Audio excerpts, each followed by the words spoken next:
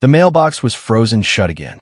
David Caro stood on his porch in the gray light of December, breath fogging in front of him, working his thumb under the little metal door until it finally gave with a crack of ice. Inside was the usual, a flyer for a pizza place that had closed 2 years ago, a bill, and one card. Plain envelope, cream-colored. His name written in blue ink, slightly slanted like someone had written it carefully, like it mattered. He almost didn't open it there in the cold. He almost just shoved it in his coat pocket like everything else that came to this house. Unread, unanswered, set aside for a version of himself that had more time, more energy, more reason to care. But something about the handwriting made him stop. He opened it standing right there on the icy porch steps, snow ticking softly against the railing. It was a Christmas card. A simple one, a watercolor of a snowy pine tree, nothing fancy. And inside, in that same slanted handwriting, for lines that made his chest go tight. Still thinking of the lake. Still thinking of you. Come find me before the season ends. Mara. David read it twice. Then a third time, slower, like maybe the words would rearrange themselves into something that made sense. Because Mara Whitfield had died 6 years ago. He knew this the way you know your own birthday. He had been at the funeral. He had stood in the rain under a black umbrella that did nothing against the wind, and watched them lower a coffin in a ground that hadn't even fully thawed from winter. He remembered the smell of wet earth and lilies. He remembered her mother's hands shaking as she scattered a handful of dirt. So whoever had sent this card, it was not her. But the handwriting. He turned the envelope over in his hands like it might explain itself. No return address. Just a postmark from a town he didn't recognize, 3 hours north. Cedar Hollow. He stood there long enough that his neighbor's porch light flicked on, the motion sensor catching him just standing in the cold, staring at a piece of paper like it had spoken his name out loud. David's apartment told the story of a man who had stopped trying to make a home feel like one. A couch facing a TV he rarely turned on. A kitchen table with one chair pulled out, the other 3 pushed in, untouched. A coffee mug from a conference he'd attended 4 years ago, the only mug he ever used because somehow getting a second one felt like admitting he expected company. He worked as a structural engineer, the kind of job where you spend your days making sure other people's buildings don't fall down and your nights wondering why nothing in your own life feels load-bearing anymore. He hadn't dated in 2 years, hadn't really talked to anyone outside of work calls and small talk with the gas station clerk in 11 months. His mother called every Sunday, and he let it go to voicemail more often than he wanted to admit, because what was there to say? I'm fine. Work is fine. No, nothing new. The same 4 sentences in rotation, like a song stuck on loop that nobody bothered to skip. That night, he sat at his kitchen table with the card propped against the salt shaker, the watercolor pine tree staring back at him, and he didn't eat dinner. He just sat there. Mara Whitfield. He hadn't let himself think her name in years. Not really, not on purpose. She'd been the kind of person who made ordinary afternoons feel important. The girl from his college town who worked at the lake house rentals office, who used to leave little notes on his windshield when he forgot to feed the meter. They'd been close.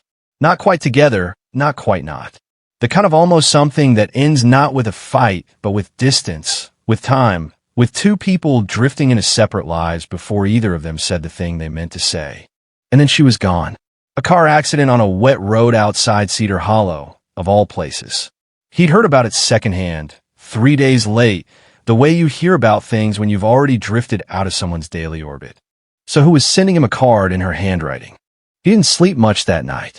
Around 2 in the morning, he found himself searching her name online, scrolling through an old social media page that hadn't been touched in 6 years, frozen in time, full of comments people had left in the weeks after she died. Miss you forever. Thinking of you today. Fly high. The digital equivalent of flowers left on a grave that no one visits anymore. There was nothing new. No sign of anyone using her name, her words, her handwriting. By the time the sun came up, gray and reluctant over the rooftops, David had made a decision he wasn't proud of and couldn't quite explain. He was in a Cedar Hollow. The drive north took just under 3 hours, the highway narrowing into smaller roads the closer he got.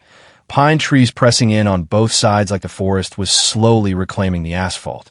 Snow fell lightly the whole way. Not enough to be dangerous, just enough to make everything feel hushed. Cedar Hollow turned out to be the kind of town built around one main street. A hardware store, a church with a crooked steeple, a diner with a hand-painted sign that read blue spruce in letters that had faded from years of weather. He didn't have a plan beyond the diner. It seemed like the kind of place where everyone knew everyone, where a stranger asking questions might actually get answers instead of suspicion. The bell over the door rang soft and tinny when he stepped inside, and warmth hit him immediately. The smell of coffee and bacon grease and something cinnamon, probably a pie cooling somewhere in the back.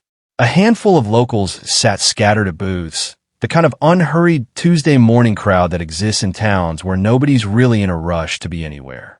He took a seat at the counter, and that's when he saw her. She was behind the counter, refilling a sugar dispenser, sleeves pushed up to her elbows, dark hair pulled back loosely with strands falling near her face. She didn't look up right away. When she finally did, there was a pause, small, almost nothing, but David caught it. Like she'd looked at him, and something had flickered behind her eyes before she could smooth it over. "Coffee?" she asked. "Please," he said. "And, actually, can I ask you something?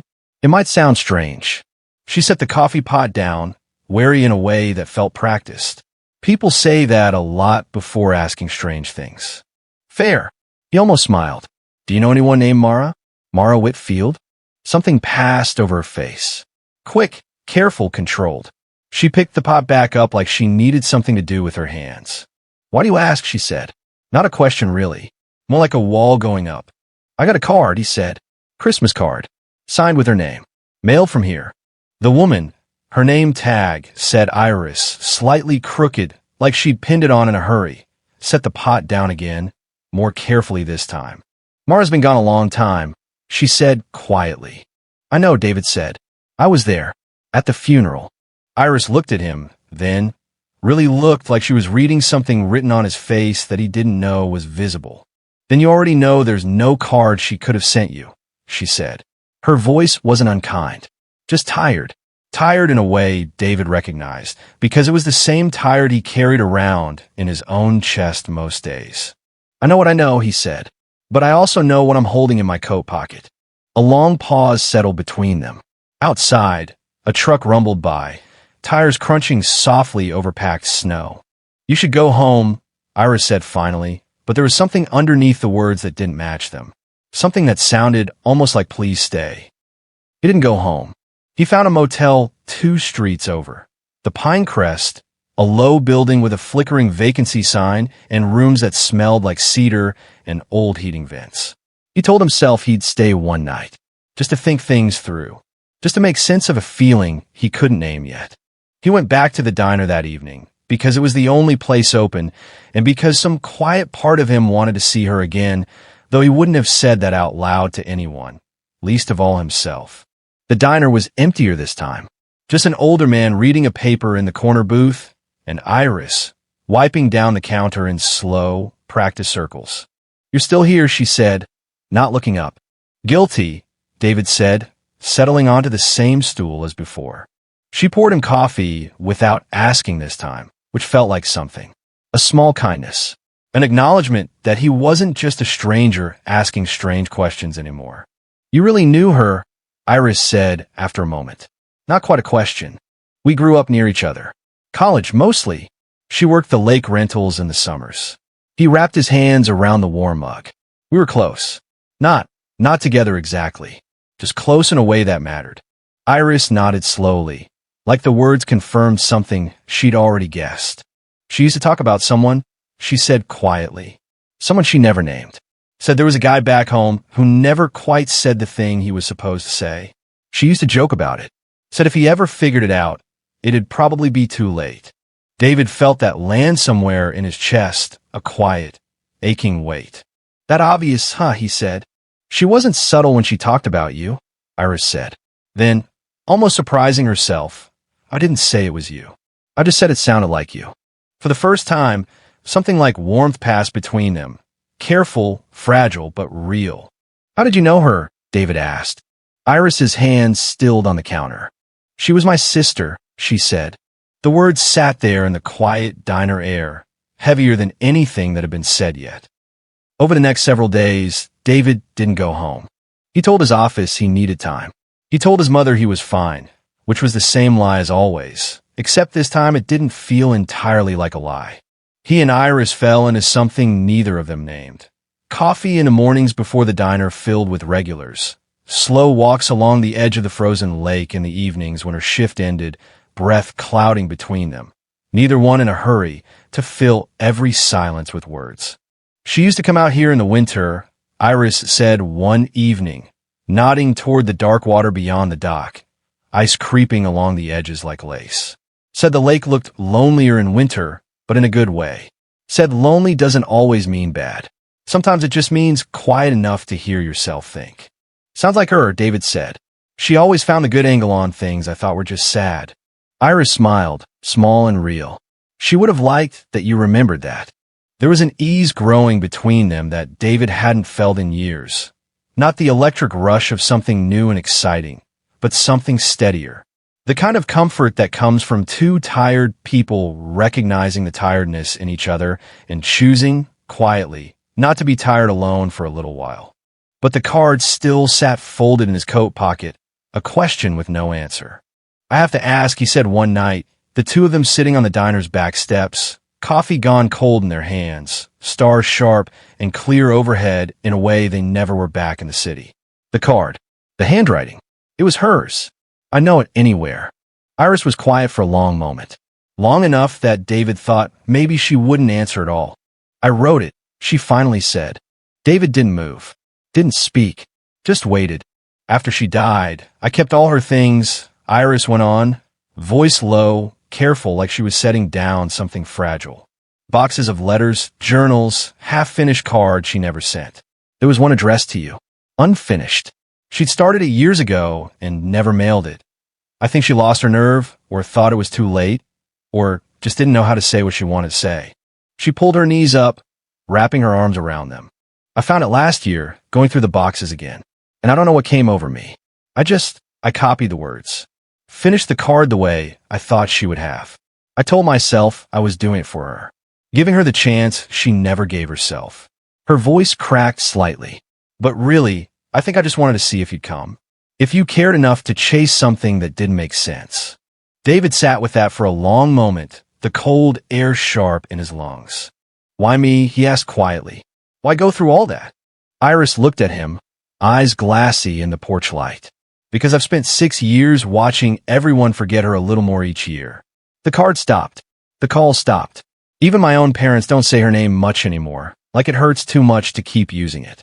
She wiped quickly at her eyes. I just wanted for one day, for someone out there to still be looking for her. Even if it was a trick. Even if it wasn't fair to you. It wasn't fair, David said softly. But I understand it. You're not angry? He thought about it honestly before answering, because she deserved honesty. He admitted, for about an hour, in the car, driving up here, not knowing what I'd find. But now, he looked out at the frozen lake, silver under the half-moon. Now I think the card did exactly what it needed to do. Just not the way either of us expected. They sat together a long while after that, not needing to fill every gap with talk. Somewhere past midnight, Iris finally spoke again, quieter than before. She really did talk about you. That part wasn't made up. Near the end, she told me there was a version of her life where she said something to you, instead of letting it go unsaid. She said she regretted the silence more than anything. David felt his throat tighten. I regretted it too. I just didn't know what to do with regret that had nowhere left to go. Maybe it had somewhere to go, Iris said. Maybe it just took the long way. He looked at her then, really looked, the way she'd looked at him that first morning in the diner. And something settled in a place that he didn't have words for yet. Not love, not yet. Just the quiet, undeniable feeling of being seen by someone, after years of feeling invisible even to himself. David stayed in Cedar Hollow through the rest of the week.